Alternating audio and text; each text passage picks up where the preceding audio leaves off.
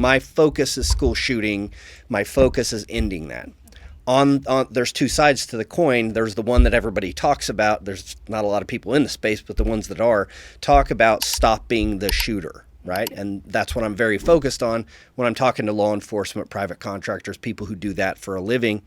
The other side of the coin, which nobody's even addressing, which I'm trying to, is this is the on switch side of the podcast, and that is preventing kids from becoming school shooters. One thing that we now know from looking at all of these, unfortunately, we have a lot of data points to use now, and we have a lot of people, a lot of kids, a lot of shooters to go back and see what was their motivation, what was it that made them go that route. Unfortunately, they all have the same thing, which is they're all in the time of, other than Columbine, where social media is very heavy, and unfortunately, they use it and go down the rabbit hole of everything is bad, the whole game is fixed. There's no way you can ever get ahead. You're going to be lonely forever, and that's something that nobody ever talks about. It's and that was with both of the Columbine boys. They wanted to be in love, these girls to find them attractive, and they didn't, and that was one of the big reasons for their rage. So motivation. And again, we don't have to necessarily reach that kid necessarily, but we have to reach somebody who can reach that kid, whether it's going to be their parent, whether it's going to be another classmate that sees somebody going down that road and goes, hey, there's so many podcasts out there where it's, hey, I was the greatest Navy SEAL of all time. I was the greatest Ranger. And very cool. There's a lot of those dudes out there, and I absolutely love and respect what they're doing. Unfortunately, if kids only see that and they go, well, that's the top of the top of the top of the, I could never be that, because that was me as a kid. I grew up as a obese child, and I was a very heavy kid until I think my freshman year of high school. I finally hit a growth spurt. I kind of grew a little bit, then I hit a growth spurt in my freshman year, and I weighed the same. I just grew like 6 inches, but still weighed the same. So that kind of gives you an idea. But then I graduated high school like 160 pounds, 5'9", 5'10", right? But I was doing every sport: wrestling, football, track, cross country, swimming. I did everything. So for me, I never thought that I could attain even making it into the Marine Corps, let alone getting into special operations.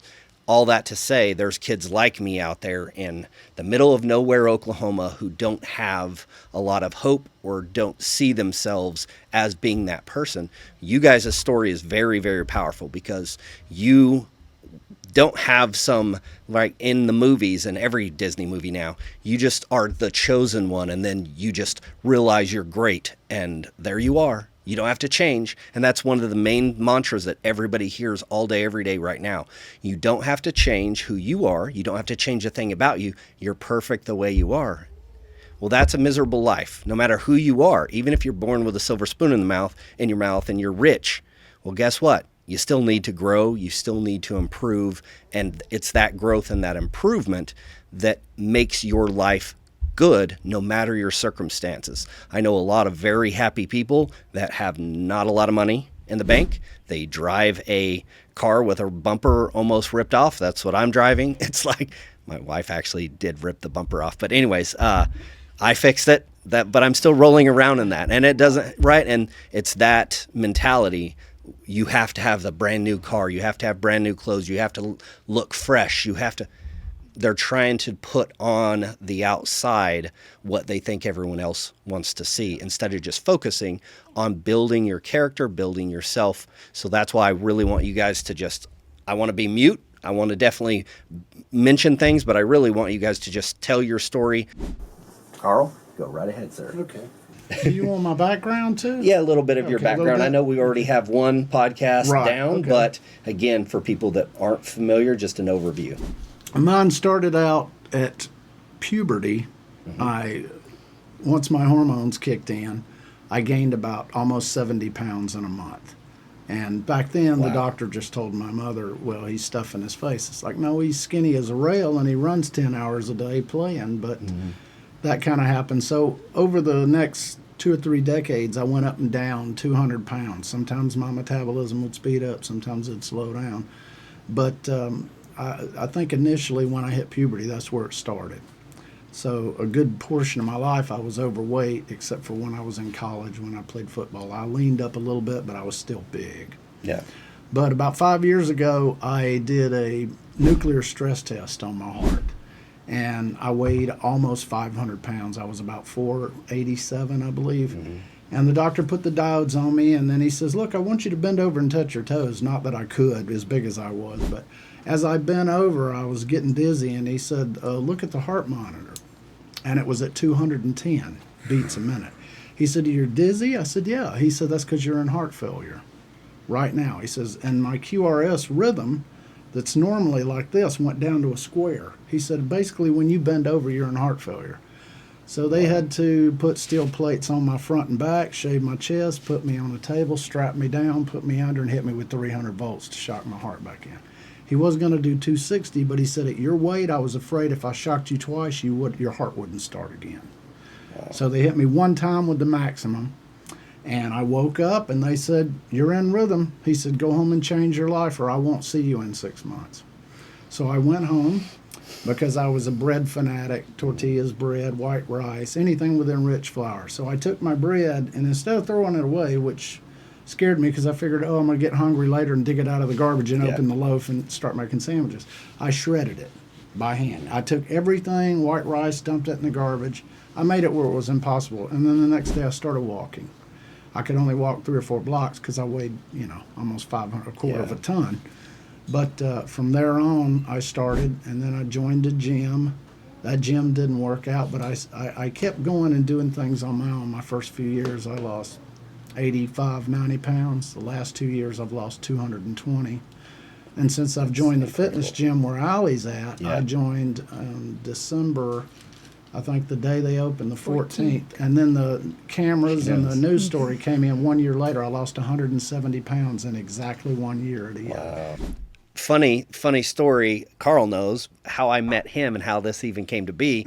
I happened to accidentally see the Wesley Chapel paper, which I always just kind of throw in the trash. I don't really pay attention to it, but I saw a picture of a very large guy in this picture and a guy who's holding a very large pair of pants.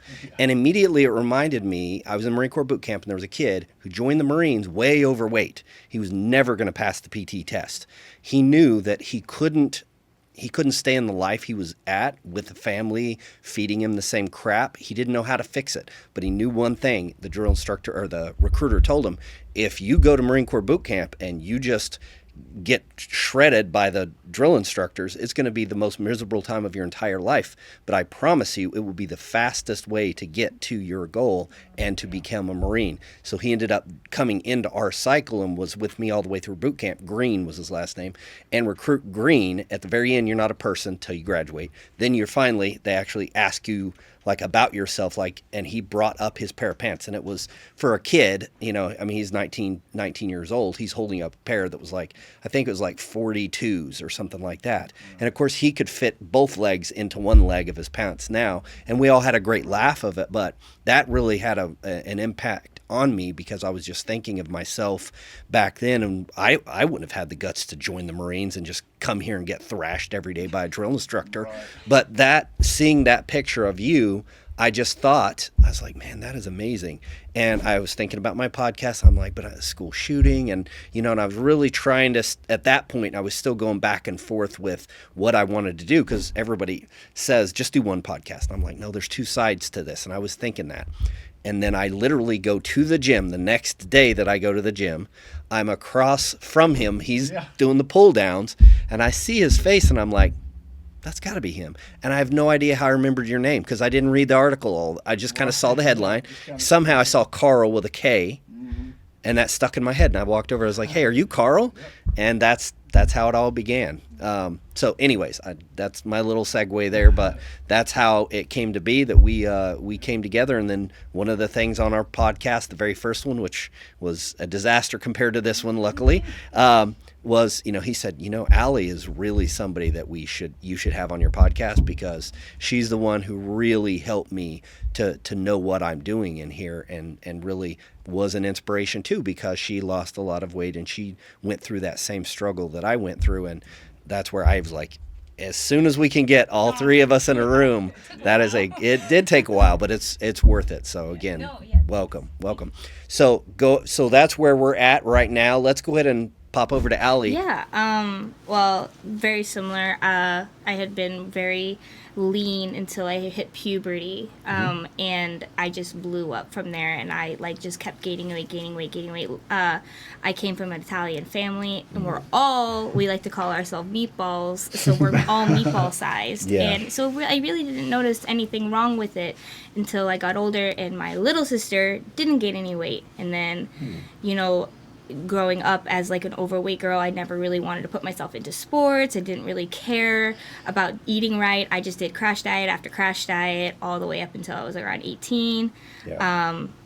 Got married, had a child at 21, got married at 300 and I want to say 60 pounds. I ballooned up even more after that. I think I gained around 30 more pounds, and I was around 390 after I had given birth to my son. It's hard to believe that. Right. Yeah, now she's a trainer. Honestly, when he said that you weighed that much. Yeah. A I'm lot. not saying that I sink in, didn't believe especially it, when you Karl, look but at it, you go, yeah, right. yeah. If I didn't have pictures, a lot of people wouldn't that's what she believe. showed nobody me. would, That nobody was- would believe Yeah. that if you That's didn't how have I found out. pictures. And I was holding my brand newborn son 3 hours old, and the doctor came in and was like, if you do not change your life, you're not going to see this kid grow up. You were having heart problems. They thought his heart problems were the ones causing the delivery to be kind of dangerous. It was actually my heart problems that were causing the pregnancy to be dangerous. So it actually took me a year, and it took a year after that for me to really kind of get started. What was that like at that moment where the doctor says this to you? I think world crashing is the only word, but I don't know if that was from all the hormones that I was Right, feeling, of because course. again, I had just given birth, and this complete stranger came in and was like, congratulations, you're gonna die.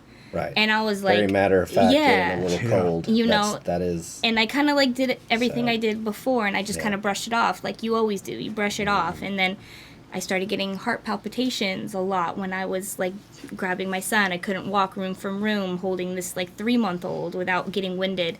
And I Yeah. realized, something was going to happen. And literally on the December 9th, 2019, that last day of December, I decided to change my life. And I was going to be a revolutionary kind of person. Yeah. And I started my journey in the December of 2020. I lost 100 pounds, and Wow. I was like, I need to keep going. And that's why I like what you say, we always need to change. It's 100%. I changed every single year, and now my goal is absolutely different than the goal I had in the beginning. I just wanted to lose weight. Yeah. Now I want to get strong and all these different, and share my And share that knowledge. with people and help them make that same Yes. change. So I went That's- from gym to gym. That was for 5 years. I became a personal trainer. I wanted to share what I had learned, my experiences, and then I met Karl, and I had seen him in the gym I think for almost 2 weeks consistently. I had recognized him, but I just never. I'm very shy, so it's I try, especially when it comes to my weight loss journey, because not everybody can tell that off the bat. Right. So of course. when they kind of learn that, sometimes I don't know. They look at me differently. Yeah. But I saw him, and he kept losing weight and kept losing weight. And how heavy were you when you met her? At that point? You were- 352 pounds. Okay. I could see all the Yeah. weight loss, and I was like, that's me. Yeah. That's literally me. And I was like, oh, look, my people. Right, I was right. like, that's my people. That's and awesome. I told him my story, and he told me his, and I think we just said hello to each other every Yeah, single day. we were outside. Yeah, I when was we sitting first down. started talking. Yeah. And I said, hey, I lost this much, and she told me that, and we broke our phones out, and it was like, Yeah, without the and pictures. from then on, when she would go through the gym, if I was at a machine and leaning back, she'd go, keep your back straight. Yeah. She'd walk- or I would be bending over backwards, touching the floor in between. She'd go, get down there. Yeah. She would always come by and give those little things, and it would make me think, because before she said that, I had bad posture, and then Right. when I started doing the We all did. the row, Yep. I was like, I put the thing up against my chest, and then I realized it developed a lot Yeah. more because Yeah. of that, just because of those few words, and it was like, wow, I need to, Yeah. So That's tough love. That's needed. that's it. Critique. That's it. Right, because you don't know what you're doing wrong until somebody tells you, and of course you don't want to say it the wrong way because people take it the wrong way. But man, once you learn it, Being yeah, who she is and what exactly. she lost, I was like, this is the person I want to listen to, Exactly. because she's living proof, you know. Exactly. So that's how you guys met. And then how long did you work with him? When did you start working with him? Did you ever, like, you hired her and you were the personal trainer? And then she Weight would loss say, friends. Like, Yeah. there's a whole weight loss community. I have friends all over the country that some I've met in person, some I've never met in person, but some of these girls are closer to me than some of my family. And it's because, and guys, like I have several friends in Texas who are men who are extreme weight loss. I have a friend here in Florida that lives like up near Jacksonville who's extreme weight loss. And it's like, it's so weird how close you can get with people like this, because it is absolutely a journey that, like, very few people either succeed or know what the feeling of success in it feels like in the hard Absolutely. work, you know. And it's like, I know exactly the amount of hard work he had to go through, and I know he has a very good idea of how all the hard work I had to go through. But also on top of that, it's not the physical, it's very much the emotional. Like, me and him will talk about sometimes, like, how we still feel like we're a big person. Yeah. And it's like, sometimes, like, That never goes away. that never goes Never. away. It's even like right now, I'm doesn't. like 160 pounds. I'm like 200 pounds different. Yeah, 200 pounds different than what I was, 5 years ago. But sometimes I wake up in the morning and I'm like, no. And he's one of the very few people on this earth that will understand that and really understand that, not just have empathy or sympathy, but like, Right. I get Right. you. And Yeah. like, that's why it's like the weight loss community is different. Yeah. So obviously, I want to include this with your information so that people who are on that journey or who haven't started on that journey yet too can reach out and join that community with you. I think that's one of the things, the reason why a podcast was an automatic for me. The more I've traveled the world and the more I've done different jobs and met different people, I found people that are way closer to me than my blood. And that's just a fact, 100%. And it doesn't mean that I don't love my family, and there's members of my family that are just like brothers to me. It's different though, because so hilarious. My cousin has worked on oil rigs for over 10 years, like 11 or 12 years now. The roughneck, like he literally does the roughest job on the planet. There's nothing tougher. And his name on the rig, he's gonna like it, is Caveman. Because he literally looks like a caveman, and he doesn't shy away from kind of leaning into that. But it's hilarious because he's just always been big and strong, and he's not fat, but he's not like ripped. He's just like strong man is what he looks like, and Stout, bulky, and that's literally what he is. He's a strong man. If he had been born into a different family, he would be competing for world's strongest man. But that's who he is, and like I said, he leans into that.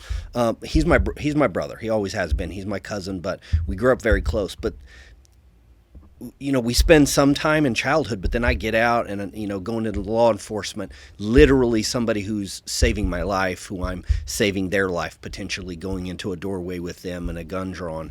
You go to combat with these guys. You go through all these different things. That person can become way closer than your family. That being said, I've met people online and become close friends with them, and I've experienced the same thing where you get to be really, really close with this person because you keep that communication going. And a lot of times with this podcast, I doubt very few people from my family and a lot of my friends, are going to necessarily follow me. I'm looking for those people out there that are going to follow along and that this is going to make a difference in their life. And I think that's super powerful. And this is all new to the whole world. There's never been a time where you could literally tell your message, it gets recorded, somebody hears it out there and then decides they were how much weight and they dropped and she looks like that and he looks. Are you kidding me right now? And when I just ran into a guy running the Spartan half marathon a couple weeks ago. He started running for Spartan races at all at age 50. Wow. He's 60, and we ran the same pace. And that's why we basically kind of stuck together for like the last 11 miles of it. And we had this whole conversation the whole time we were going. And it was just amazing because I feel like I'm closer to that guy right now than I am to a lot of my family. I haven't talked to in a very long time. And now, we're going to stay in touch. And next time that we're going to run another race, which I always am, we're going to run it together again. And that it's just powerful that there's other people that are out there doing something. And again, I come from special operator, blah, blah, blah, blah. He doesn't come from any of that. And he's 60 years old and he's running just my pace or faster. So that's the power of the internet, of social media, of being able to communicate with people and share that message and bring that hope. So what would you say to a woman that's exactly in the same position that you're in now? Because I think it's easy for somebody to just assume what you're going to say, but as I've learned being married for 16 years, almost 17, I can tell my wife the same thing that somebody else says. When they say it, it changes her life. When I said it 15 times before, she didn't even hear it. And so she tells me of the new revelation, and I'm like, okay. But that's real. That's 100% real. So if somebody is in your same position, and they don't have to compare the numbers. They're overweight. They're not enjoying their life. They're being told by society, you're perfect the way you are. Do not improve. Just be happy with what you are. What would you say to that person who's in that position and is not comfortable on a daily basis? You said something right then and there that, has been a big thing for me for the last 5 years, and that is everybody is perfect the way they are. Absolutely. But are you happy with how perfect you are? If you're not happy, then you're not perfect to yourself.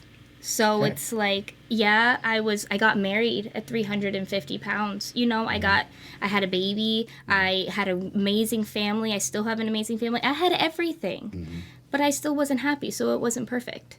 So, but now it's perfect and it's a lot different. But what I would say is your life is going to be hard no matter what. It's going to be hard if you're rich. It's going to be hard if you're broke. It's going to be hard if you're in shape. It's going to be hard if you're out of shape. But wouldn't you rather have a life where you put in that hard work and you could literally see your life getting better rather than just live a hard life and say, these are the cards I'm dealt? And instead of, because it's like, Karl did sports growing up. I didn't. Yeah. And, most girls learn how to eat correctly and I didn't. But the minute I put effort into those very two small things that should equivalent a balanced life, my life got better and it became easier. So sometimes there is just that one thing you need to change that maybe you don't want to change, but you need to change. And being uncomfortable with that is going to make you grow more as a person than just staying the same and being okay with it and learning to love yourself. But you can still learn to love yourself, and part of loving yourself is doing what's best for you. And if what's best for you is getting healthier, then I think that's the best form of self-love. So it's the gym to me now is my playground, my social hour. It's where all my friends are.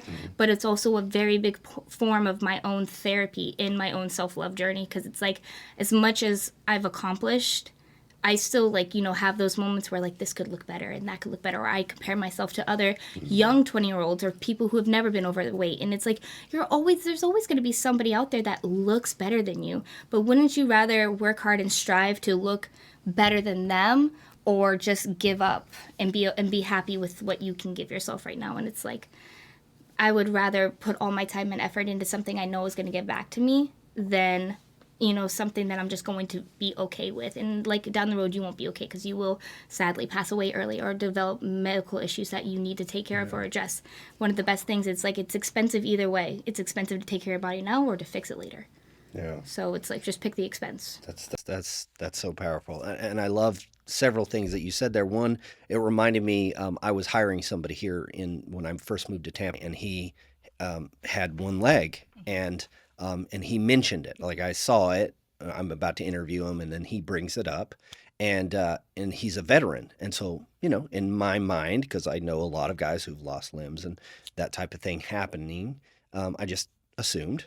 And then he says, in conversation, because I don't even know how he brought that up, but he was just and then I lost my leg to the war with diabetes, and I was like, wow. And where I met him was actually at a restaurant, because he couldn't drive down to Tampa. I met him up in Ocala, but he really looked good on resume and talking with him and all. So I drove all the way up to Ocala to interview this guy. He's sitting there eating terrible, terrible food. Yeah. He's not trying to fix his diet at all. And so it's just, it was really kind of that sad moment where I was like, man, that's, that you've already lost. It's not that you could lose a limb. It's not that you could be dying. It's literally you're already losing limbs, and it's going to continue, and you're not changing that. And that's, it was like I said, that was kind of just a sad moment where I thought, I really wish it's kind of hard because you're interviewing a guy. I don't want to start giving him personal advice. Yeah, it wasn't appropriate at that time. But when you come across somebody who's kind of crossed that line of they don't feel like they have that willpower, they don't want to take the time to learn what is healthy eating because, to be honest, there's so many fake people out there right now. I can't. There's that guy on YouTube that runs ads nonstop, and now Dr. Drew sold himself to that guy, and it's V Shred, and all he does is I eat pizza and ice cream every day. Don't ever let someone tell you otherwise. Just buy my course and do what I do, and you will just be shredded. And he's on so many PEDs, and he's not. I mean, it's so obvious that this guy is just running a scam. But how much money is he? He's making more money than probably all three of us. But it's sad that kind of stuff is continuing, and it muddies the water. And that's the true crime. There is not just that he's scamming people out of their hard-earned money. It's that because they're going to learn their lesson real quick. It's the people that are out there that are trying to find good advice, and they see this guy and he's everywhere, and Dr. True is talking to him. Oh, he's a doctor. And now they start going down that road, and then it goes from one crash diet to another. My father did that, and my father was you're good. Yeah, it's not that sensitive when it comes to touching. You're good. My dad broke his back when I was 6 or 7, I believe. So I remember my dad prior would play catch with me. We would go ride bikes together, all this type of stuff. Then I remember Dad hurt himself, and then he's laying on the couch for a year. 1, because of the surgery, it takes a long time for him to heal. 2, because he gained like 150 pounds. And then from there, he was up to over 400 pounds. And we only know that because the scale at the doctor's office only went up to 300 something pounds. And they said, you'll have to go to a truck stop to weigh yourself. And that's like, we're all just doing like, what did he say? And I'm a kid. I just hear this and it just stuck in my memory, but I didn't understand at that time. To go from that to, having a family that just always struggled with their weight. And my dad's done those crash diets, and I've watched him to this day. He's right now on some ridiculous diet because he listens to just the next guy on YouTube and the next guy on YouTube. I think he was going to do the all Brussels sprout diet that lasted for like 2.5 weeks.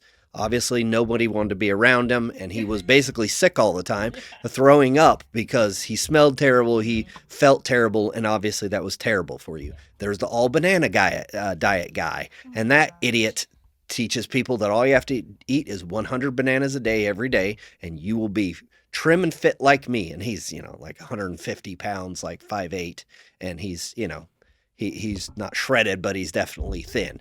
And it's, again, how much money that guy makes, screwing everybody over, but they've muddied the water. They muddied all these things, just muddy the water. So if you are not looking for the crash diet, and then Joe Rogan does the carnivore, and you hear Jordan Peterson, and it's healed him and his daughters, all these issues that they have.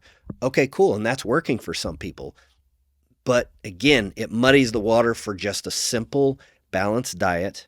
And my wife went to school. She did the registered dietitian program. She just hadn't sat for the exam, but she went through all of it and got her bachelor's degree in dietetics. And so obviously we've learned a lot, and she's in charge of nutrition. And I'm grateful for it because I don't have to think of that stuff. I don't have to really try to keep up with what's the newest thing. She knows exactly what it is. It's not going to change. These are the rules. We can cheat here, we can cheat there, and she has that all built in. And that's how you live a truly balanced diet and life. And that's where you find yourself happy, when you don't have to struggle against food. I think that's the most powerful thing for me once I finally got fit. Yeah. And then I go into the military, it kind of gets extreme to where I'm working out 3 days a week. And with special ops, it's like you're doing crazy stuff all the time, pulling Humvees and doing a lot of crazy things. But for me, I loved it because I could do that, and I wanted more. So I got to the point of endurance to where Dude, that's why Spartan half marathon. I'm 43 years old and I'm destroyed. I've had surgery on both feet. My knees need fixed. They want to fuse my spine together. They've wanted to ever since I got out of the military. That's what I live with on a daily basis. But I'm still going to struggle every day. I'm still going to go to the gym because I don't ever want to war and have to fight food. I want to not, because that's what is the common saying? You can never outwork a bad diet, right? Is that yes, it? Okay. it's 70% diet. 70% diet. And I've always said that percentage too. That's what I've always heard. And that's what I tell people. I'm like, don't worry about going to the gym for New Year's. Change what you have in your cupboards and pantry and refrigerator, and then you won't have to struggle to go to the gym. You'll get your weight under control first with that. Don't go out to eat. Right, and just stop going out to eat and just get the good food in. That's all you have to eat is what you have there. That's what I loved about the oil rigs. You're out in the middle of nowhere. You can't go get food. You're right there with what you have, and you're not going anywhere for, a couple of weeks minimum. And that's all you have to eat. You can't eat other people's food if they're not eating healthy. And so that made it really easy. For somebody that doesn't understand that, kind of either one of you, like how important, especially Karl actually, because you mentioned getting rid of that bread. I think from there, what did you do next with diet? How did you keep from not buying bread, from not buying? Because I think that's that point where you tip over to, I'm going to continue this. Right. It's easy to throw things away and get angry one time. At the moment. How did you keep going with that and change permanently? One of the things was obviously getting away from things that are bad, like enriched flour, white bread, things like that. The other one was, and it took me about a year to get this down, which was to throw out the idea of dieting, because dieting comes with an end date. Mm-hmm. And I got with a nutritionist my last 2 years, which is where I lost over 220 pounds. Like I said, the first couple of years out of the 4, I only lost maybe 85 or 90 because I didn't really know what I was doing. But now, when somebody says, what diet are you on? What diet plan? I said, I'm on a life nutrition plan. Mm-hmm. So I go and now I don't have to look at everything or weigh it because I've gotten so used to the carb content. Yep. I make it, and I actually know now what I will gain. Like every 2 or 3 weeks when I go out and do my filet mignon with a potato, I know I'm going to gain 1.2 pounds. But I know the next day in the gym I'll lose 2.2 pounds. Right. Because every time I work out, I lose 2 pounds plus. So I allow myself that little binge moment. But otherwise, I'm on a nutrition plan. My protein is like salmon, chicken, shrimp, and I eat salads, I eat kale, I eat hummus every now and then a little bit. I dip a lot of vegetables. And even at the studio where I work, we have food catered in because they're closed sessions all day. And I'll go into the kitchen or lounge, and they'll order. I always tell them, when you get the meat and cheese tray, order a veggie tray. So I'll sit there and dip cauliflower, and I'll go in there every maybe 3 or 4 hours out of a 10 or 12 hour day. And I'll just snack on a couple of pieces of, broccoli or something, or a celery stick. And that way I'm not just intaking. And then somebody says, how did you lose that weight? It's the same question, diet. Yep. And it's like, no, I'm not on a diet. I don't do any diets because it's like the New Year's resolution thing you were referring to. You have to omit that whole dieting thing out of your mentality 100%. And realize I have to find out what works for my body. Mm-hmm. What my triggers are, which mine was carbs, obviously, and try to adjust it, and then get in the mentality of not looking at it like, okay, well, I have to go the other extreme, because for a while I lost so much weight when the doctor looked at me. Mm-hmm. When I was getting ready to do my surgery that we're looking at, he says, man, I can see your xiphoid process, your rib cage. Yeah. He said, I know you've got the skin that you're worried about, but he said, you got to remember overall, you're actually, for your height, you're down to bare bones minimum. He said, your BMI is at 26%. 24% is perfect. Yeah. So he said, you're in 2%. You're supposed to be, what, plus or minus 3 to 5? Mm-hmm. Yeah. Anyway, so he says, don't lose no more weight. He says,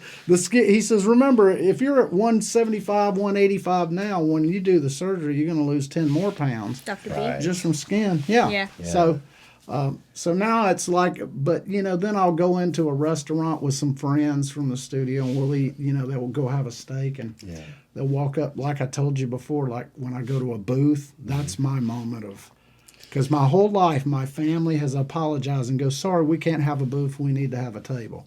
Because I'll look at a booth and go, there's no way I'm gonna fit in there. And so when Same with getting on an airplane. Oh, Which you awesome. mentioned. yeah, I've always had the extension. Or the two seats.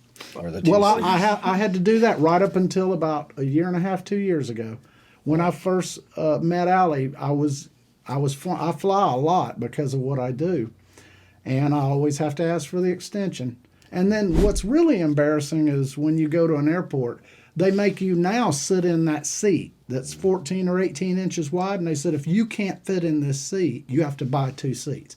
They actually have a And if seat. you spill over, you got to Yeah, count. if any of your weight comes over to the side where you're infringing on your path, Yep. the next It's a passenger. lot. But they make you sit in a seat now front out of in the everyone. area Yeah. where you're going to board the flight. They have chairs there, and you have to sit in one. And if they spot you, they point at you and go, "You need to sit in the chair." And then everybody in line, there's 200 people sitting waiting, and they watch you and say, "Oh, is his fat going to hang over the arm?" Right. So it's a humiliate. That's another thing. Humiliation. Society just perpetuates that negativity to where you just feel like you're less than zero.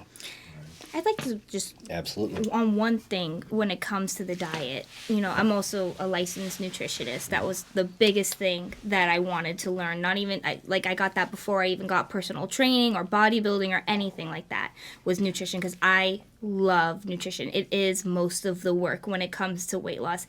Everyone can get up and move around. It may be hard, but you can do it. What not everyone can do is say no to food. And that is a very big mental, emotional obstacle that a lot of people don't really understand, that a lot of the time, sometimes people gain a lot of weight and it isn't because they're lazy. It is because they're upset or they're processing something in a totally different way. So I've gone from 380 to 120, and I've competed in bodybuilding competitions, and just that I've developed every eating disorder and in between, and that's what nutrition and eating disorder education has definitely come into play with me and my job. But now I can say I started in 2019. I'm 4 years into my journey. I'm done losing weight. I've lost my weight. I've done my skin removal. Yeah. I've picked my career. I'm ready to eat. and honestly, and I was just talking about this with my own father, was I eat around the same amount now as I did when I was 380 pounds. Isn't that funny? And I don't mean I eat healthy. I had 2 ice cream sandwiches last night because I freaking wanted it. Yeah. But do you know what changed? Nothing. Nothing. And that's it's you do not have to have an end date in your mind when it comes to a diet. Absolutely. But there will be an end date. And soon, my diet is nothing different now. I eat what I want, when I want, but I can look at food and I know how much protein, carbs, and fats are in there because I've been doing it for so long that it's I know if I have been good all morning and it's evening time and I got this many carbs and proteins and fats left in my brain of what I can eat and still be 160 pounds when I wake up. And I will not say no to my cravings now. I do understand what being hungry and being bored is like, right. And I can differentiate that. But it's if I had a great workout and I want a pizza at the end of the night, I'm gonna go to Mod's Pizza and I'm gonna get a pizza, and that's what I'm saying. And I try to tell my clients, especially my major weight loss clients, who I love, because it's I have more of an emotional connection to them than my regular clients, because that they're my passion. But I love working out, but my weight loss people are my passion, because I know it's me can be a large between life and death, or having 3 limbs to 2 limbs. I do know that. So it's I try to tell them, it's yeah, you're going to be doing a lot of hard work now, but it won't always be like that. You will soon, if you do all the hard work now and you restrict yourself in certain areas and you push yourself in certain areas, there will be an end goal very, very soon where you can eat what you want, when you want, and still look the way you want and have a great life. And it's you got to do the hard work now to have that end goal. And I know it's unfair that a lot of people are born with that, but you don't know what what they didn't get, and you did. You just see the outside. So it's you just put that little hard work in and you can eat what you want for the rest of your life. And I plan to never have to restrict myself the way I did 4 or 5 years ago, because I did the hard work and I stuck to it, and now I get to reap those rewards. And I have the muscle mass to help me, with the caloric intake that my body naturally wants. And I don't ever feel like I'm binging or going over. Don't get me wrong, there's some nights where I'm like, okay, maybe I shouldn't have eaten that. But it's like, at the end of the day, what's it going to be, 1 pound? There's nothing I can do in a week, in a month, that's going to derail 5 years of work. Exactly. And that's what people don't see it as this math equation, but that's what it is. It's a math equation, and that takes the mystery out of it. Once you learn the math, then you go, okay, this is absolute. And now it's absolute for you. Now, what you said there, I think, is really powerful, because I know of people that they're born and they just got that gene, and they're good. No matter what they eat, they're always going to look like they're in shape. Cool. Guess what? That doesn't end well for them, because unfortunately, they're not going to learn the lessons that we've learned from having been obese and lost some weight. Even the little weight that I'm still a little fat kid. Like, on the inside, that's who I am, because I remember everybody like judging me because I was the fat kid on the team. And even though it was 3rd grade in basketball, it doesn't matter. And when you grow up, especially if you're young and you grow up that way, there's a part of you, I think, that makes the best humans that I've ever met are people who grew up with some type of whatever it is, whether it's weight or some type of acne that was really bad, whatever it was. And I remember there was a girl in high school, she had really bad acne all through, like, as far as we can remember her, once puberty hit. And then her senior year, she got whatever the new thing is and put it on her face, and it was gone. And she was beautiful. And now everybody wanted to date her. She's not dating any of you. She's dating somebody else from a different school that dated her when she had acne. And that's one of the things that I learned, right, is people that were born with a deformity or something, those are the best people that live on this planet. Those are the people who truly at their heart, they can see what it's really about, and they can see how miserable people can be toward somebody because they're different, especially as a kid. And they've had to scale that adversity their whole life. Yep. So once they actually get to that point, the pinnacle, they're like, I know now what I had to do to get here. So the rest of, once you get to that, they're up there and they're going to maintain that. Whereas I've seen, and you probably have too, people that work out. Some people that get real bulky, I've noticed when they get older, some of them, they can't maintain the muscle. Right. And then it all turns to sag. I mean, you can even see famous bodybuilders now that are older.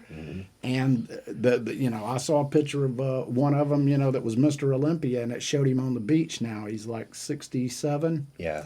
And it was, he was saggy because he built up so big. But then he started just eating and doing less of this. A lot of those muscles go away as well when you stop taking such steroids. Of course. Personally, I know a lot of men in their 50s and 60s that take TRT right now just because it's like they can't. If they do stop, they've been on it for so long, their bodies hurt. And that is a large part. Like, maybe when they're younger, they don't have that feeling of what it feels to have. I know me and you, we can definitely understand, like, the guys that honestly hit on me now would have never looked at me 10 years ago. And I remember that. I work at a gym that's like not even 20 minutes away from my old high school. I see old people from my high school all the time, and they're like, Ally, and I'm just like, you guys are holes. And it's a reminder. It makes you think. Like, I have that too. It's great. Same thing. The places I go out to, I would have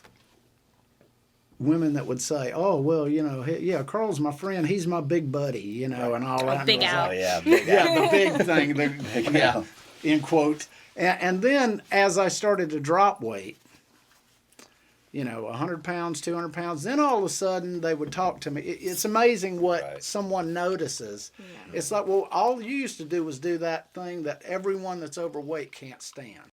when somebody looks at you, but they don't look at your eyes, they go like this. They look down. at you up and They're down. looking at you and looking up and down you to see, yeah, oh yeah, he doesn't look right, or this part's. Oh my gosh, how can you let it get that Yeah, bad? yeah. Yeah. And then you see them way later, and then all of a sudden the ones that actually were negative to me and would be, kind of the talk to the hand kind of attitude.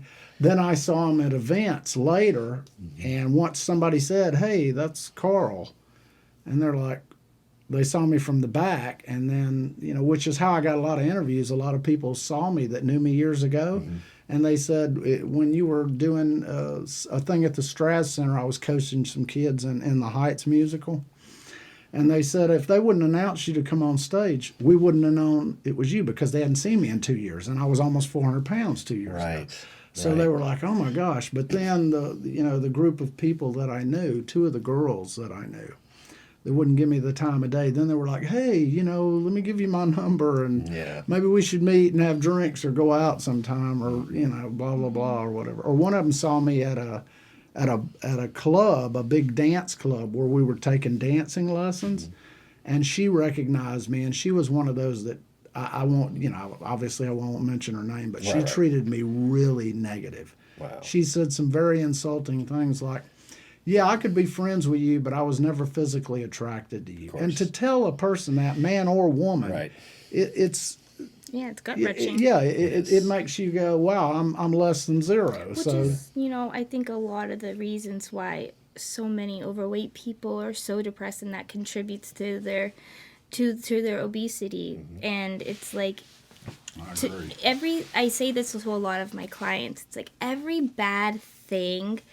that anyone can say to me, I've said to myself 100 times. And it's like, 100%. And that's why I feel like a lot of, personally, I think me and Karl are like some of the most resilient people, and maybe not just physically, but emotionally, because it's like, how are you, it's like, I've gone through a lot of crap in my life without even being overweight, just being a girl, and then you throw that emotional of, resilience from my weight loss. It's like, I know I can do anything now. And I really encourage my clients to go through this weight loss journey, because not only am I stronger physically now, but I'm so much stronger mentally, because it's like, there is nothing no one you can say, a guy can say, my boss can say, my Google review can say that's gonna hurt my feelings when Jessica on the school bus said I was like, this, that, and the other when I was 7. It's like, there's nothing you can say to hurt me.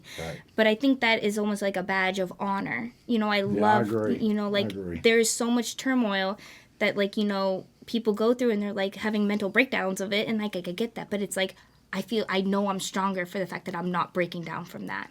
I can have a bad day and not turn to food. And I can have a bad moment and be like, you know what, I'm just going to like quit my journey. But, I feel like the more you do it, the stronger you get, that these little minuscule things in life don't even become important anymore. Like, I don't care if this guy doesn't like me. Look how hot I am, and look how hard I've worked. If you don't love me, I know there's someone out there that's going to love me, because I love me.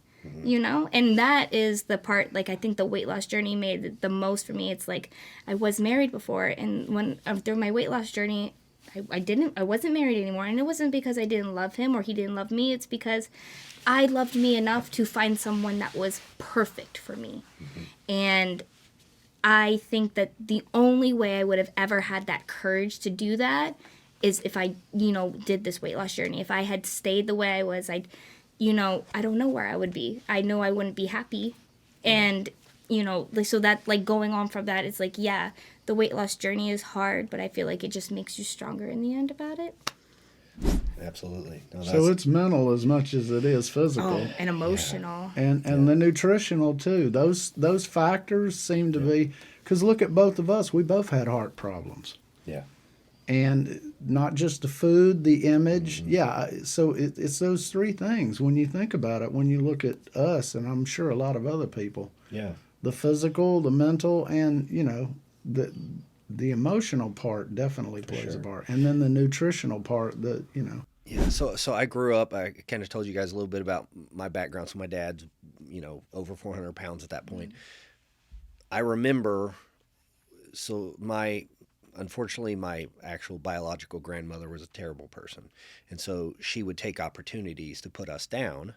my sister and I, whenever we were, my mom was having to get a job because Dad's laying on the floor, trying to heal his back. So Mom had to go to work, and so now we're with Grandma, and she just liked to be mean to people, and so she would always tell me, because again, all we're eating is just unhealthy crap. That's all we had in the house, and that's all we had to eat. And again, that's how my dad gained so much weight, is because all the food we had was bad food.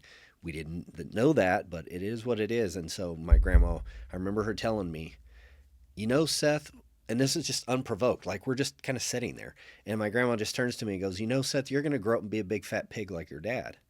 And I was like, oh, well, that's good. Okay. And you take it. Yeah. And that's to be a truck driver. Almost. That was my ambition in life, is to be a truck driver. Wow, that is rough. I know a lot of truck drivers who unfortunately go that route, so because they don't have to sit in an office and they don't have to be seen, they can just be on the road in a truck, they can eat what they want, and they can just be unhealthy. Unfortunately, a lot of them are.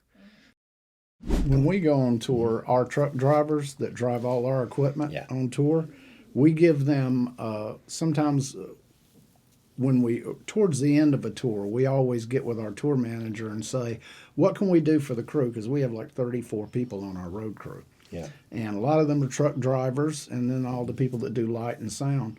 But we give our truck drivers and some of the people on the crew, we'll give them gym memberships.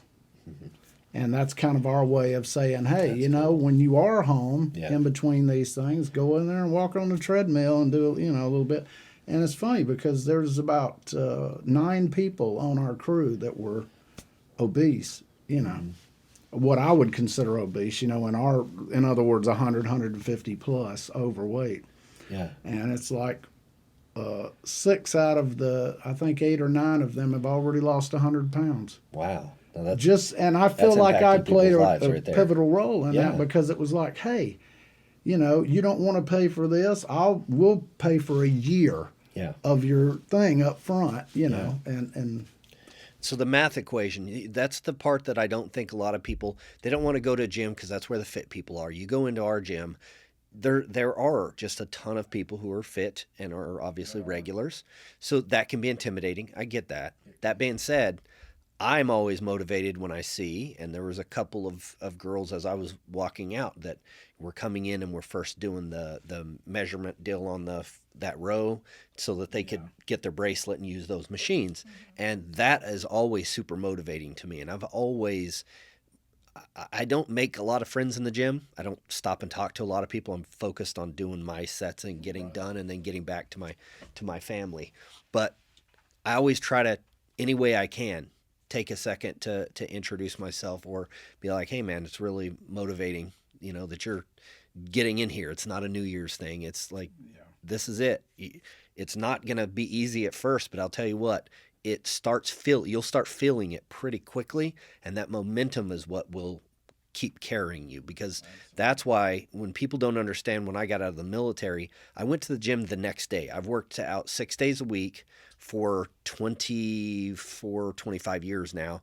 Now that I have a son, I'm taking a couple days off on the weekends and spending more with him, but I have a set of dumbbells here that I'm still going to do workouts. After my workout today, I'm still going to do another one. And now I just bought a stroller at a garage sale to go take him out when I run, and one to attach to the back of the bike, and I can go right. There's always ways. And I've always heard, and because me and my wife took 16 years IVF to have kids, I've heard my whole life, must be nice to have all that time to go to the gym. And I've always heard those comments, and I've got them on social media when I post pictures. And I always just I just kind of laugh. I don't answer them, but it's just like, I am exactly what I'm doing right now is what I'm going to do later. I'm just going to take my kid with me. He's going to learn from my habits. He's going to have the baseline. I'm not going to give him the greatest genes in the world, but what he's going to get instead is something better, which is work ethic and delayed gratification. And I think in today's society, if there's one thing, right, Gary Vee talks about patience. Patience, that's great. but delayed gratification is the specific of what they actually need. The more that you can delay the gratification of whatever it is, the better that thing is once you finally reach it. An Olympian who's trained for 1 year goes to the Olympics and wins a gold medal that gold medal is not going to mean anything close to what it takes for the kid who worked for 18 years to finally get to the Olympics and to get a medal, even if it's third place, because it's that hill that you're climbing. It's that mountain that you're climbing up, and then you're going to get whatever that is. That's where Olympians have a hard time, because that's the highest you can go. Or professional athlete, NFL, NBA, MLB, you're at that level, now what? And it's the same I felt with special operations, with coming out of combat. You're coming from the highest level of an experience a human can. And no, there's nothing like combat in that way. When you're there in that zone, you are literally, your eyes are open. You're feeling everything. You're driving down the road. You don't know if an ID is going to go. Like, there's so many things that go to that. And I think a lot of people, especially with people, they're hyper vigilant, as the term goes. That's a real thing, but there's a lot of us too that we just know what it was to feel completely aware of everything, and our brain is going to be moving so much faster and focusing on everything all at once at the same time, like the movie Limitless a little bit, where I'm just like this is as good as my brain's going to function ever. Every ounce of fiber, every ounce is on alert. It is.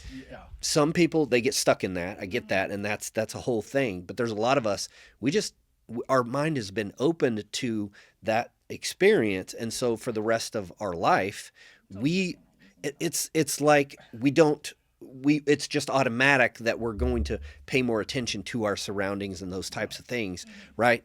That being said, coming down from, you've already reached your goal, especially weight loss. What did you have a specific number when you were and what was that, if you wouldn't mind sharing, like, kind of what was your ideal when you first started? You're like, what's my goal? Or at what point did you get to a specific goal you wanted to get to? I've luckily been really good with that. And my father, who was in the Air Force, IT tech, he did tell me, he's like, once you make a goal, make two. Make a goal for after your goal is reached, so you don't lose motivation. Genius. And I have taken that my entire life. So my first goal was to lose 100 pounds in a year. Beat that. In fact, I think I did 105. My next goal was to get to a BMI where I'm healthy. Did that. Took a year after that through COVID, and I still lost weight. After that, I was like, I want to compete in a bodybuilding show specialized in transformation. This is for people who were morbidly obese and have changed their lives, and now it's time for them to get on stage. I didn't even know that was a thing. Oh yeah, That's awesome. I did it in Houston, Texas. It's Isn't that Christian. amazing? Yeah. It's Christian Guzman's show, Summer Shredding, Houston. Okay. They have a few here. Okay. Love you, Christian. I'm gonna Anyway, look that up. Absolutely. best experience. I met two of my best friends now that are still my best friends that live in Texas, Kirsten and Serena. But and that's what I'm saying. Like the weight loss industry totally brought that into a part where that could be part of my life. I could have never experienced anything like that. I would never have experienced anything like that if Christian didn't put on a show like that. And I got up there in my bedazzled bikini with all my loose skin, and I was 119 pounds. And I was the smallest I had ever been in my life. Yeah. But then I did that. I got second place. And my goal after that was to get my skin removed. And then I did that. My goal after that was to start my career. Then I did that. Now my goal is to start my own business. And I am going to work with morbidly obese people who actually are afraid to go to the gym. And I will go to your house. And I'm going to have talks with you. And we're going to be almost like have a therapy session. Why are you afraid? Like, let's tackle some of these reasons, and let's get on going on walks, and I will be their workout partner, and I'm going to start going on walks. We'll do home workouts, and then I will go to the gym with them and like literally hold their hand the whole way and be like, you don't have to do this alone. It's not scary, because very soon the gym, and Karl and I both know this, is the gym goes from something intimidating to something you look forward to. Yeah, absolutely. It's People say, how can you work out? Because every time I work out 4 days a week, they said you're there 2.5 hours. It's like, easy. You don't understand. When I get out of bed, I jump out of bed, and I immediately, the first thing I do, I'll go eat a banana or some oatmeal just to get fuel, just enough, and then I'll put on my clothes because I'm like, I ain't gonna let my day do anything. I'm gonna go and hit the gym, and I look forward to it because when I see people in the gym, It's like seeing your friends. it's a motivator. Yeah. It is, And, you know, there's one guy in there that he turns upside down Oh, on the machine. Steve! Yeah, he calls me his homeboy. Yeah. I looked over when I first started there, and he was upside down about the 8 assistant foot in the air. pull-up. He's Yeah, where you upside turn down. up. You know, it's got the thing where you pull your Yeah, weight yeah, up. yeah. But he was goes upside down with his like feet. 10 feet in the air, pushing Yeah. his whole body upside Yeah. down. And I was It's a like, great that's ab. crazy. It's a tricep and an ab workout. If like Yeah. so, I do have people that ask me what he's doing, because I don't know if we mentioned, but I work at the gym that he works Yes. out at, Right. so I Yeah. work at that Same gym. here. Yeah. So it's like, like a lot of people are afraid to come in and they're like, how can I spend 4 hours in my workout? My whole lunch break is working out, except That's for today. true. That's true. And it's like, but like my workouts used to go from like that. It's like, I'm just gonna eat something little. I'm gonna go get, my cardio in, do my little upper body or my lower body, whatever. But now it's like, that's not my goal. I haven't done cardio in a year. I went from Wow. 2 hours every morning fasted Yeah. cardio when I was on that weight loss. And my coach was like, you're doing too much. And I was so terrified to stop cardio. I was Yeah. like, I'm going to get fat. I'm Yeah, going to yeah, get yeah, fat. I'm going to yeah, gain all yeah. this weight. I didn't gain a pound. Yeah. But if anything, my muscle mass has gone through the roof. Yeah. And, now I eat. But it's so nice now because now I can go out with my guy friends and we'll be able to eat and, really, load up. And I can hold my weight in my Right, meals with right. them. And then we go and I can literally hold my weight with them. And that's something I never thought I would ever be able to do. If you had told me 5 years ago I'd be working out with men Right. and kind of being able to hold Right. my weight with them and 2-3 plates on a session, on a rep, and I'm just like, never would have thought that. Right. But that's what Right. I'm saying. You're capable of doing so many more things as long as you were willing to put in the hard work. 100%. I think specifically something that you had mentioned before, which I want to definitely address, which is for Karl and I think it's pretty easy just as a man growing, like living life as a man.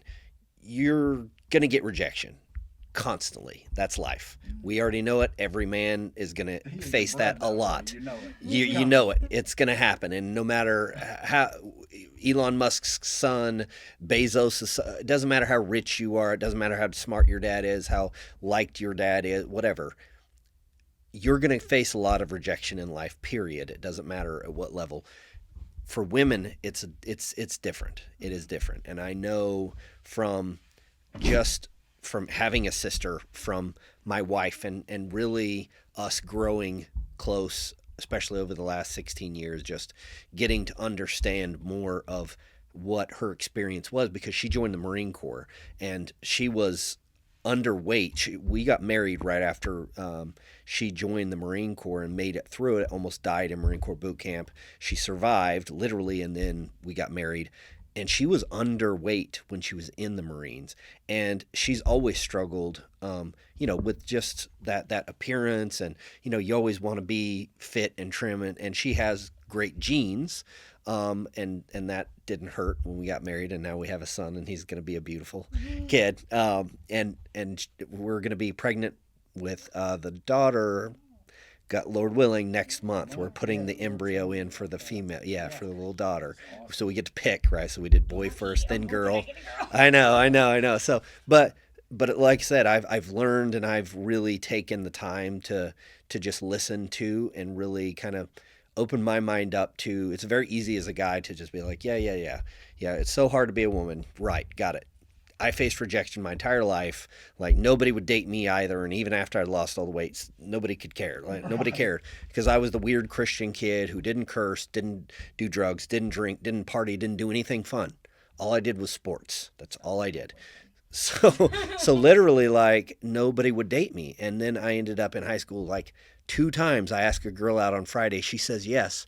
Monday she breaks up with me. So that was my experience in high school with girls. And to go from that, like, to be kind of be bitter toward women, and I know a lot of our audience, a lot of young men especially, can fall into that trap, and just thinking that it's all the same for everyone, and blah blah blah, and these people are the enemy, or those. Nobody's the enemy out here. And for girls though, I think it's so much harder with weight, with acne, with whatever it is, because what you pointed out, I think, is the reason why the best people are the people who have a physical something physical on the outside that other people use to judge them in some demeaning way. But obviously it's even worse if you're much larger, because like you said, there's instances where you have to sit in a chair and either you spill over it and you got to pay for it. There's things like that that are just like, people will not leave their house. My 600-Pound Life, watch any of those shows, and you're going to see, people who are in that position because they won't even leave their house because they know what it's like to go out there and to hear or even to just see the eyes. It's not necessarily what people say. A million people are going to look at you away versus one person who actually says something harsh to you or makes fun of you. It's that look that you don't. That's what you dread. It's the attention in a negative way. Yeah. Like there should be no reason that because I walked into a room, all these eyes should be on me. Right. Because the now looks, I walk too. into the room and I'm like, oh, eyes should be on me. Right, But right, no, right. they're not. Because Right. now I'm just a normal Joe. Right. But when I was just trying to live my life, everybody would just stare. Yeah. For no reason. That's why I hate people. They're like, I love people watching. It's like, I don't really like that term because when you're people watching means you're silently judging. Yeah. So you can be an observer. I love to say I love going to Disney and observing the dysfunctional families, but it's like, but I'm not people watching because Well said. people watching like implies that I'm watching you for entertainment. Right. And nobody's here unless they're on the TV for your entertainment. Right. Right. Yeah. And I think that right, the judgment is the hardest part, especially for girls, to then I'm going to go to the gym where everybody's in shape and it's like that. To me, as I'm imagining both of you going to the gym, it's easier for Karl, it's easier for a man to go into that gym and go, there's a bunch of fit dudes that are going to look at me like I'm a nobody. I don't care. I'm not trying to date them. It's the girls, but they're already looking through me. Like what you said there was really powerful. It's not that they are necessarily all judging you. It's just the fact that they don't even see you. You're just that big guy over there, and they're looking at this dude and look, you're invisible. And that there was an article that came out of a woman who was a supermodel, and she grew old. She's in her 60s or even early 70s, I believe, and I'm probably butchering that, but she basically said what has really taken a toll on her is that she is currently experiencing what she's never in her life experienced, and that's just being invisible to men. She goes places and she's used to being a supermodel at the highest level, and now she's not even there. She's not in the room. She's just an old lady. And of course she's trim and she's fit and she's not ugly. She's just an older lady, and these guys are young, and she's expecting to still get the same attention from, I guess, 20 and 30-year-olds that she used to get. And that can be very, very disheartening, and it can feel so lonely, and it's hard for somebody else to really give you a lot of sympathy or empathy either way on that, but I think, again, for your experience and what you went through, I respect everything Karl went through in that journey, and I know that you said it's the same but I really think that there is a difference there, and I think for women that go through that, I think that it's just me and Karl will both give you more respect, because what the courage it personally takes to walk out of your house and go to that gym and to be judged during that journey. Address it, like you said, your nutrition first. Go to the gym when you're physically able to do that, but don't be scared to go to the gym, because there's people like you that are in that gym, and if a girl sees you in the gym, she's not going to think, well, this is an ally of mine, this is a girl who knows what it's like. She's going to see you and go, that girl's gorgeous, there's nobody else in here that's like me, or there's maybe a couple, and they're intimidated. And how many people walk into the gym and take a tour and then they leave and never come back? I'm just curious. A lot. A lot. Oh my God, at least 100, at least a dozen a day. At least a dozen. I've even done a few of those tours. Wow. And, they just come in, they want to look around, and they're like, not for me. Yeah. I've seen that working out. I've seen people sitting over at all the chairs talking to people, and then I'll see them walk them through. Yep.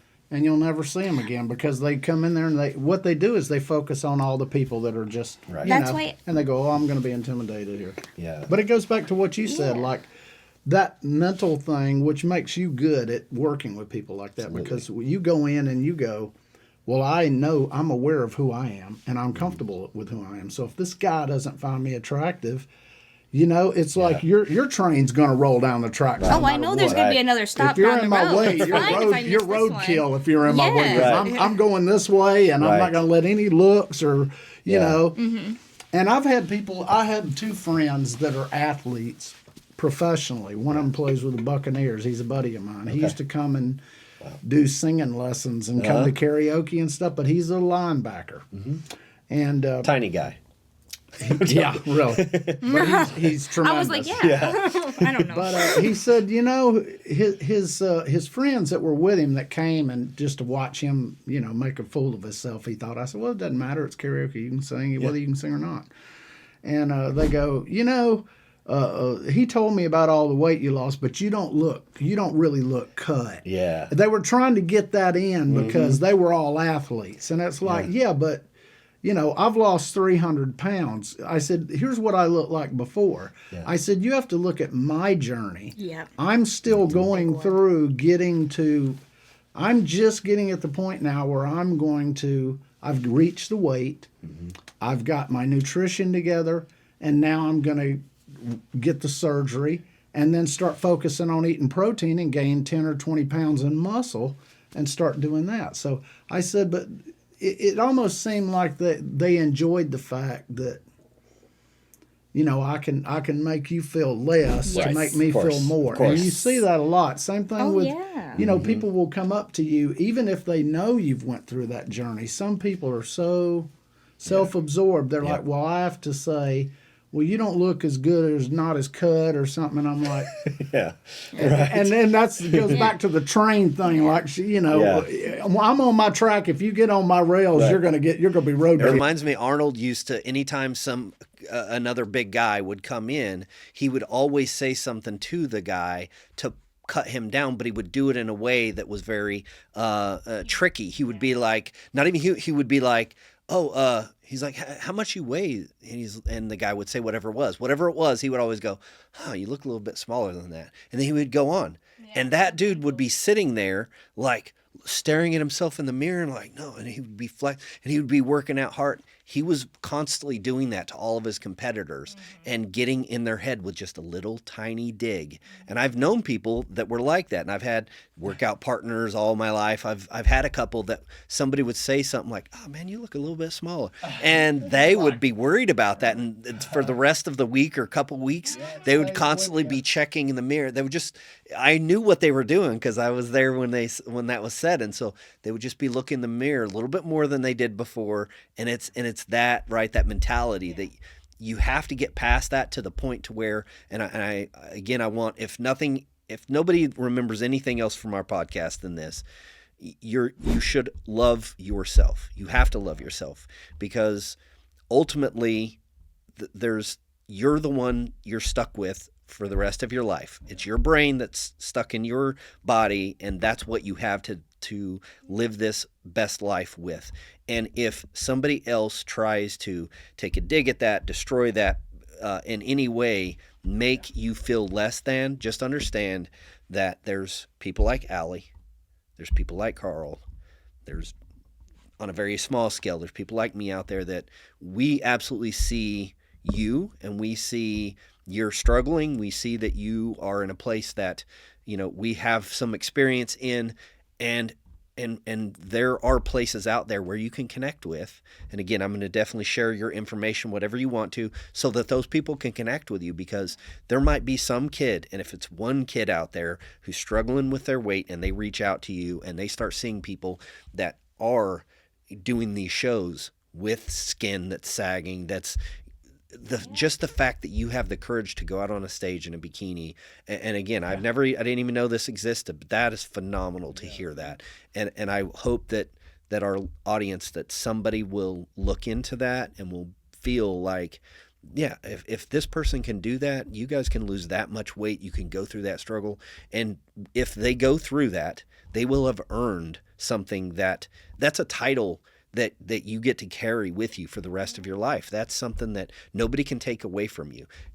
I've always heard, go to college, Seth. Nobody in my family tree was big into education. They're like, if you get a college education, nobody could ever take that away from you. And I was like, yeah, that's actually really smart. And so I went that route, and I know now like how important it is to attain something that nobody can take away from you.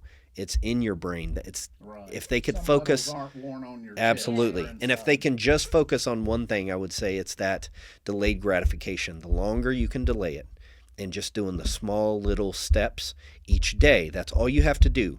Throw the bread away that one step, and don't buy more bread. Go throw it to the birds outside to where you can't go get it later.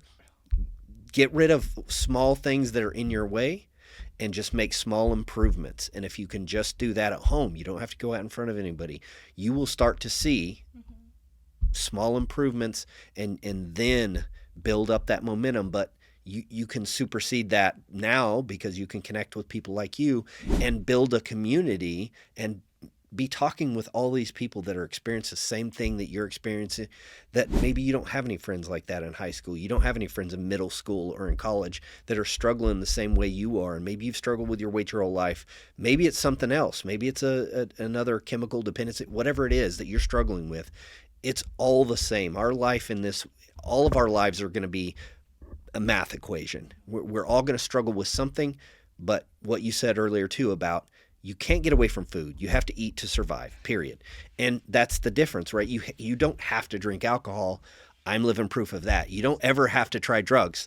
You've never done alcohol. I don't do alcohol in 5 years. 5 years. I don't drink. That's awesome. Yeah. And just, right, but you don't have to do all those things, but you do have to eat.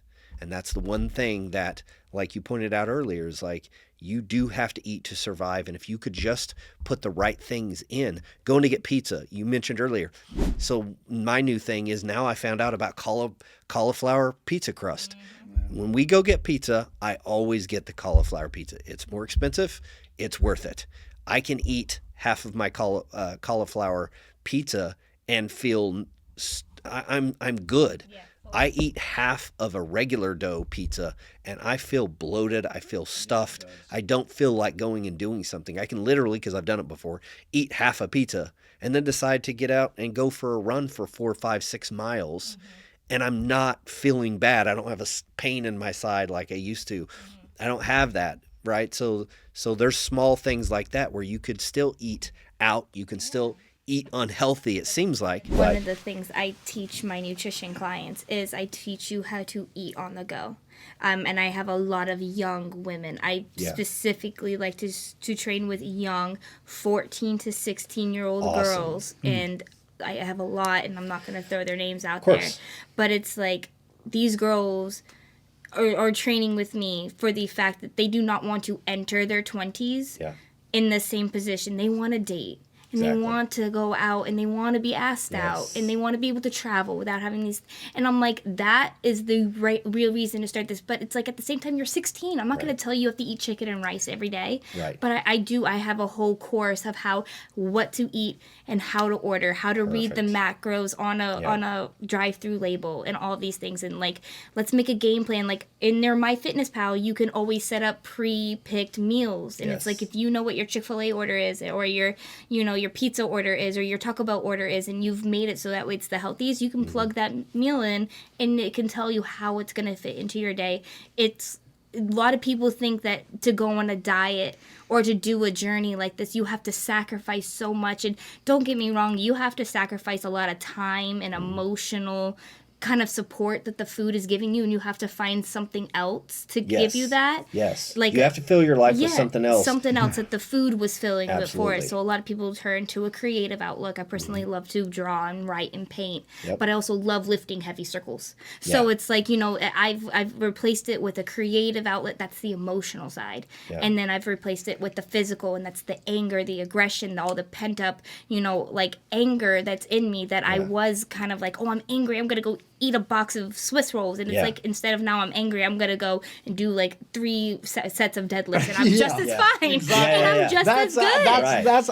I feel But you similarly. feel better after. You Yeah. feel better because I You know everybody redirect here it. who Food. has had a moment of guilt or binge that like, yeah, it's like in that moment I feel great, but like the minute I'm done and I see what I've done, I feel 10 times worse. Yeah. And it's like register that. That's what a lot of my like dietitians courses have showed me. It's like register that, acknowledge it, fix it. And it's Yes. like it sounds so easy, but to do it yourself it's hard. So that's where I come in, and I'm like, text me, you know, Yep. when you have like, especially with Moment my of young weakness. girls, you know. Yes. And I'll be, girl, let's go get our nails done. You Yeah. know, like, but Yeah. it's like, and I do the same thing, but for older men, a lot of younger men, you know, they need a older man to do that for them, Right. where, you know, my young girls would never feel comfortable to tell this to a man. Right. But it's, you That know, divide is real, and yeah, you Yeah. definitely need to pay Yeah. attention to that for sure. So- You got to give me some information about that, because I know a lot of Yeah. people that I know that Yeah. have kids that are Yeah. teenage level. Well, I mean, Yeah. being a That- mom to a yeah. young autistic kid who Yeah. has, like, my son has a love for the gym. He's 7 years old. He tells me he works at Crunch all the time. Nice. So, but he don't. Yeah. But you know, just the fact that that's his goal. Right, You right. know, or that's what he sees as a firefighter, police officer. Yep. I'm a personal trainer, and like it makes me so happy. Yeah. But if I had not done my journey, you know, who would have known, you know, like what my son would say he wants to be when he grows up, or what strong is to him, you know. Right. And plus, he's got you as a role model. Yeah. Right. Oh, my son Same will thing absolutely. with what you went Right. through with your son, with Yeah. you know. So Yeah, and one other thing that I definitely want people to take away too is that what you're building, just the people that you're going to influence, one person at a time. The fact that they, I think the goals of, right, I want to be this at the top, right, whatever it is we've talked about. It's so easy to see that as like, well, you got to be that, right? Oh, well, you could be the president. Well, yeah, but maybe I could just be the boss of a small company, right? You don't have to be the president of the free world in order to be successful. That's not the measure. You being able to have a story and a journey that you can talk to and teach other people. I want kids, especially young girls that do hear this. You could be the next Ally. You could be a girl who changes your life and then affects so many other lives. Yeah. And the ability to affect who knows how many people's lives is all because of, again, social media. And that's the good side of it. That's the fantastic side of social media, is being able to connect with people that you never would have, and you're able to open up that door and them to let you in, and then you to be like, hey, let me show you the way. Yeah, you can trust me. You don't have to worry about trying to figure it all out. I've already done that. I'm living proof that it works. My math equation works. Let me show you the math. And then that's it. And you just go down the steps. It will work for everybody all the time. There's some crazy exceptions out there with a lot of chemical things. I get that, and I have friends who've had to deal with that. But they went to the doctor and got that fixed. And then now, all of a sudden, now they're able to lose weight, and all the things that were they thought they were doing right, they were doing right, but they weren't getting the effects, so they just stopped and gave up.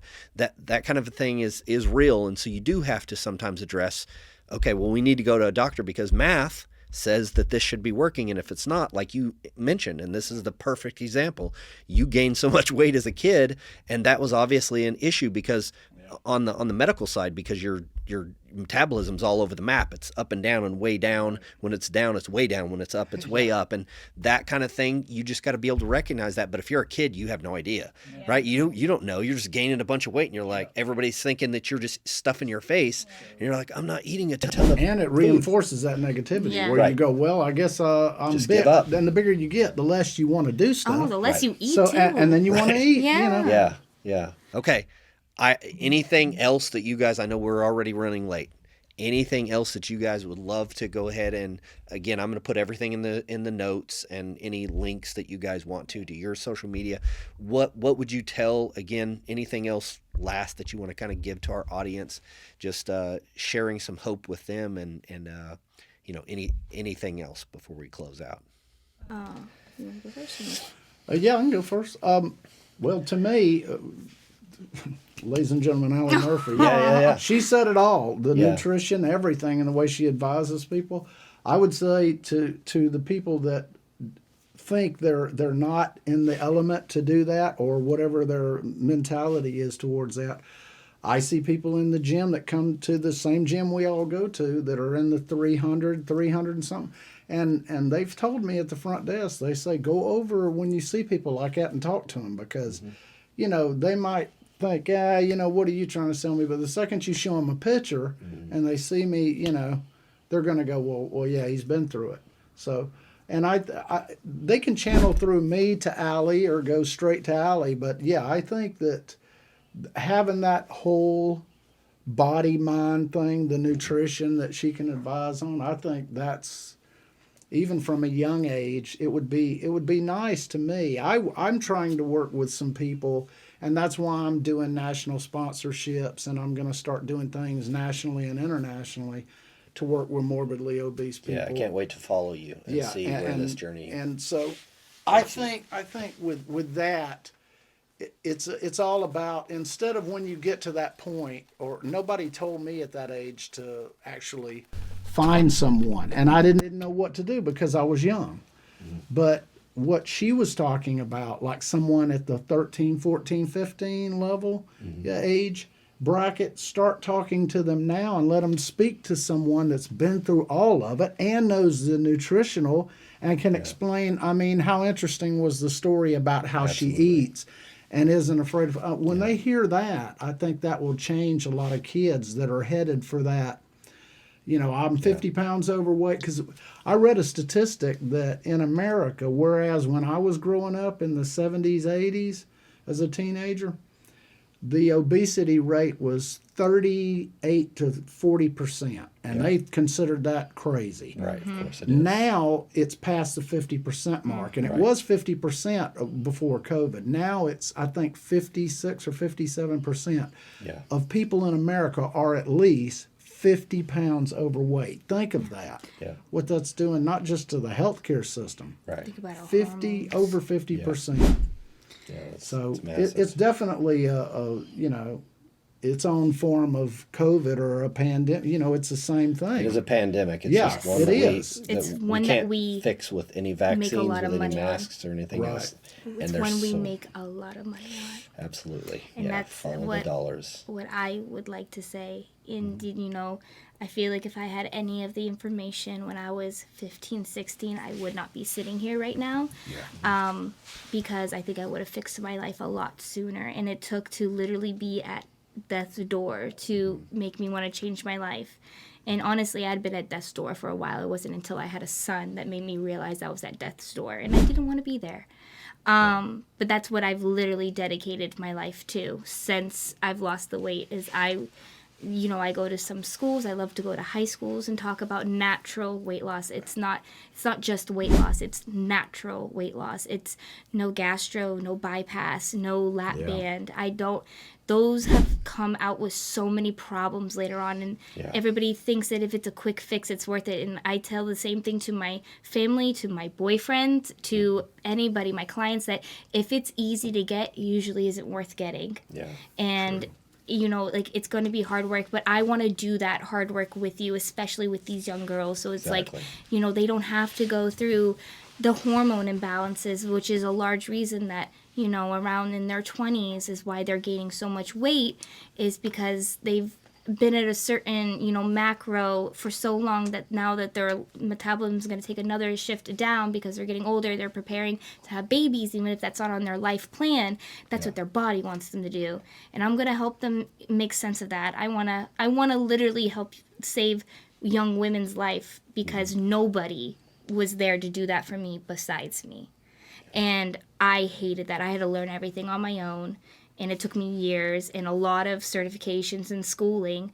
But now, like you said, I have the math problem. And if this math problem's not working, well, I know it's got to be A, B, or C. It's got to be environmental, hormonal, emotional. Which one is like, okay, and then we go through those routes. And it's like, I'm never going to leave somebody who truly needs saving high and dry. But so many of these trainers will. And it's like, I'm not here to make you go on stage. I'm here just to make you go down the street. Right. So, that's what I would like to leave with it. It's like, if you are not finding a trainer that is giving you that amount of compassion when it is life or death. Now, if you want to lose 20 pounds to get your summer body, it's like, okay, I get that. But it's like, if you want to lose 200 pounds, Transformation. because it's life or death for you, then it's like, I will give you all of my attention and you will give me all of yours. But as long as there's like that communication, you can make it happen and not do it alone. And that's what a lot of scariness is that everybody thinks they have to do it alone because of stories like me and you. It's like, we did do it alone, but it doesn't have to be that way, especially with the younger you are. And I think a lot of young women that are developing faster and gaining weight faster, it's a lot because of sadly the environment that we're in. And don't get me wrong, I eat out. I do not work out 6 days a week. I do not eat chicken and rice every day. I live a very balanced life. I had a Pop-Tart before I got here. So it's like, but it's a very balanced life, but I'm not worried. And that's the point. It's like, it's either you have to be on an strict diet, crazy amount of cardio, or you just live the way you live and you have to be happy with the way you look. And that's not it. Those are not the three options. There's a secret option that they're not telling you because they don't make as much money from it. Right. Well, it's been amazing having both of you on here, Karl. It was amazing having you, but you two together, I mean, the synergy is just ridiculous because you guys' stories are so different but so similar at the exact same time. And I think, again, what you just said is the most powerful part. Is going through this life, there's going to be difficult times that you go through in every facet of your life. Not having to go alone is the scariest part of life, is going through it alone, or feeling like you're alone. Even if you're not, you might feel like you're alone, or you might feel like other people don't know. And that's where now, again, you can listen to podcasts, you can follow people, you can connect with people that will help you through that very hard time. And especially for our young kids who are going to grow up and the rest of their life is going to go in a direction and a trajectory. And if you can get on the right trajectory, you don't have to go through so much scariness. You are a warrior. You are. Like, that's who, like, legitimately, when I, again, meet somebody like you guys, I know from having been in the special operations community, that's the type of person I would want on my apocalypse team. So you guys are both invited. If the zombie apocalypse happens, this is the house you come to. Oh, yeah. We've got the Raptor outside. We're going to load it up with a lot of stuff. We're going to go meet up with a whole bunch of other people like us that have overcome adversity, and people weren't there to necessarily help you. And those are the people that I think are just the best people on the planet, again, because they've done what nobody else was going to hold their hand and do it with them. They did the difficult work on their own, and now we can share that message with other people, and we can make other people's lives better. And that's all ultimately a podcast can hopefully do. But again, thank you so much for both being on here. And yeah, absolutely. Well, obviously, we'll be seeing each other at the gym. And I love that. That's my favorite. Who sees this, so absolutely. I love it. Yeah, we're in North Maybe Tampa. me and Ally can get together and do some kind of thing on a bigger level nationally later, where we can both set up amazing things where we can speak and talk about and show our pictures, because we're not ashamed, Absolutely. That's why I love going to schools and telling them, because it's like, learn it now before you have to learn it yourself. Absolutely. Exactly. Yeah.